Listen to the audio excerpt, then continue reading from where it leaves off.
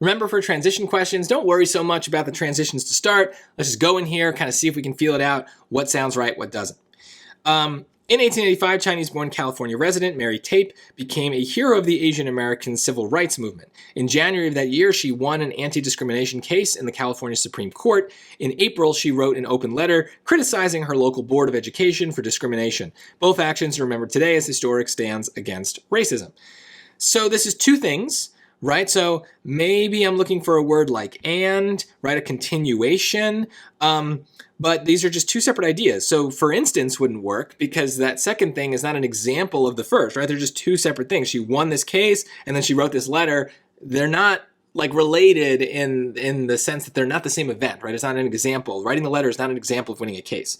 And it's also not, in other words, because in other words is a transition that we use to literally say the same thing in other words. So it's a different thing we're saying. And rather is a contrast word. It basically means something like but, and we're not making a contrast here. So A is going to be the best bet. Later is a little bit stronger than the word and, right? And just kind of is like, and first this, and then here's my second point.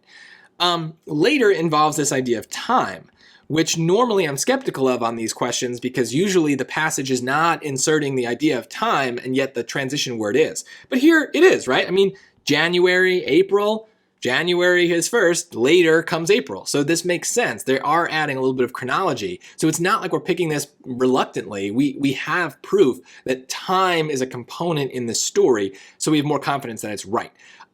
But, we don't need to necessarily recognize that the first time we read this. We just want to get what do the sentences mean on their own, and then we can kind of think about the connection, summarize a little bit, and hopefully something will just kind of fit naturally like I think it does here.